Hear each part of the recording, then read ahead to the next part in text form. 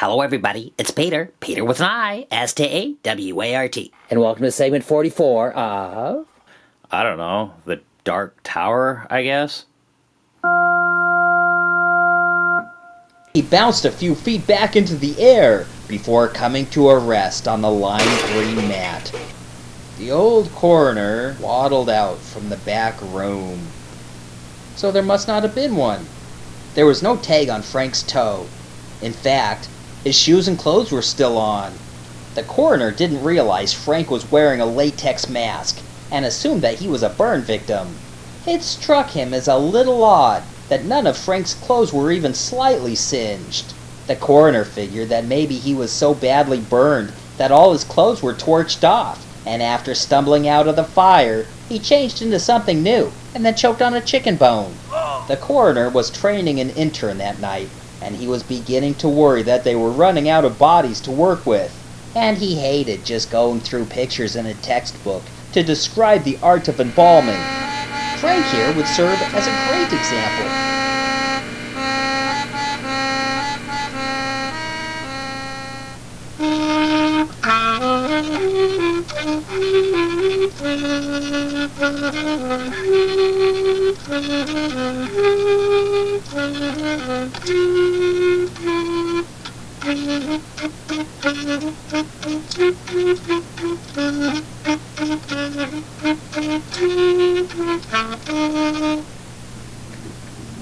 Chapter 41. The elevator dinged, and it took a moment for the doors to open. The dentist walked stiffly out into the hallway. He breathed lightly for increased sensitivity in order to detect the presence of trespassers. But all he heard was the buzzing ambience of the greenish-blue glass tubes overhead. He wasn't positive they were on that floor, but he had watched the number dial stop on 36 and paused there for a good moment before coming back to the top. He wasn't sure why they sent the elevator back for him. He wondered if maybe they thought that if it rode to the top and picked him up, it would be better than going to the bottom and scooping up a load of security guards. The fact of the matter is that they would consider themselves fortunate if they were nabbed by the security guards, because once he got his hands on them, they were in for a marathon man type of checkup. That is, if the coronary paddles didn't give their hearts a kick-stop first. With a paddle poised to strike, he pulled a curtain aside. But there was nobody in sight. He drew nearer to where Joe was hiding. The dentist didn't realize it, but Joe was in plain sight. He stood right in front of Joe's image, or at least the image of his skeleton. Unable to find any exit, the kids had come up with clever places to hide while they heard someone coming. Joe decided to hide in a glass-bedded box, which looked like a cross between a photocopier and a coffin. He couldn't get the lid to close manually. He had to program in a certain time before the hydraulics would bring it to a close, sort of like starting up a microwave. Ideally, a person should only be X-rayed in that chamber for 1/2 of 1 second, but he needed a place to hide until the danger passed, so he set it for 5 minutes, the highest it would go. It turned out to be a terrible hiding place, because as soon as the door closed, the 6-foot-tall screen came on, lighting him up, putting him on display. He held very still, so the dentist didn't notice anything. When the dentist passed by, he assumed it was just a negative that somebody left up there. Nancy watched the dentist pass through her vantage point, the hanging folds of a lab coat. She had a little trouble seeing because her face was so plump with blood from hanging upside down that her eyelids started to swell. She was hanging with her legs around the coat hanger like it was a trapeze. The dentist didn't see her, but she knew she couldn't hide for much longer before she had to get right side up again. Things were bound to come to a head after 3 minutes and 46 seconds anyway.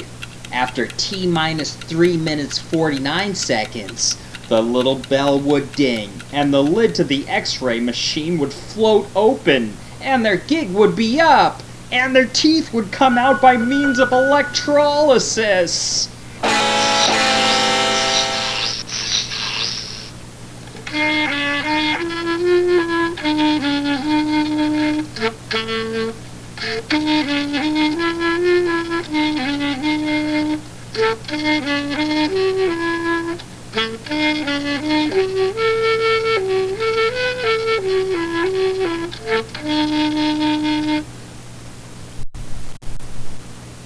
Chapter 42. A small clicking sound echoed off the metal walls inside the icebox. The icebox was the name they had given the stainless steel room in the morgue, where all the refrigeration lockers faced outward.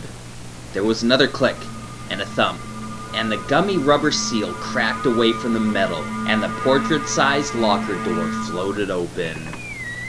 Frank took off his mask and looked around. Synthetic light reflected off the linoleum, and the place smelled like chemicals. Like Robot Woman put on some chemicals so she would smell good for Robot Man. As Frank jumped out, he made sure he wasn't leaving his body behind, and that he wasn't unwittingly walking the earth as a ghost. He wondered what he would do if he was, in fact, a ghost. He wouldn't go back into his old dead body. The human body is nice when you're in it, but it's no good once you've been out of it, if not only for a second. Going back into your old dead body is like spitting a warm, fat loogie on the sidewalk and then licking it back up when it's cold and gritty. That's why there are so few out-of-body experiences. People hover over their fat, wrinkly, hairy, mold-covered carcass, which has circles under the eyes, corns on the feet, and reproductive organs that resemble dried raisins.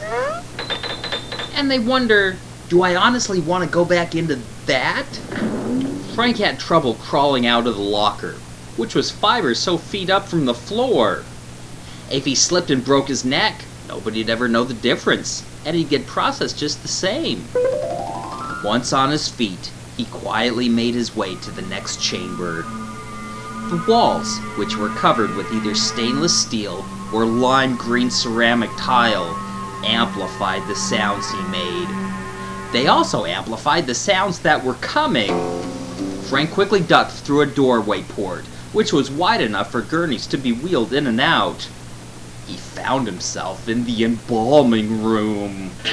There was no question this was the mortuary op room because of the fat, hairy patient on the table, whose skin was a pale green color, where it was bloated and had purple hues under the chins and armpits.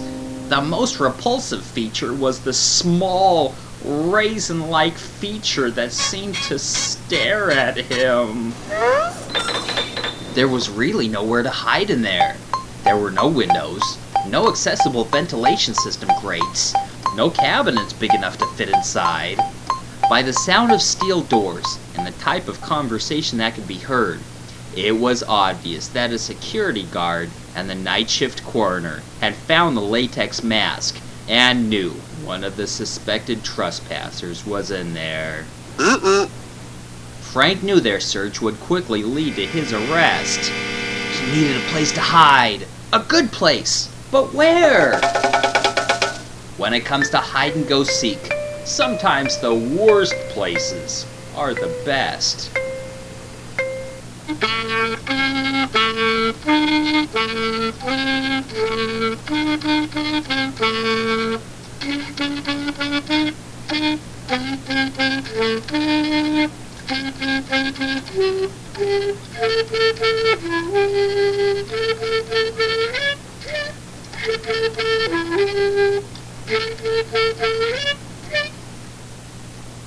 Chapter 43.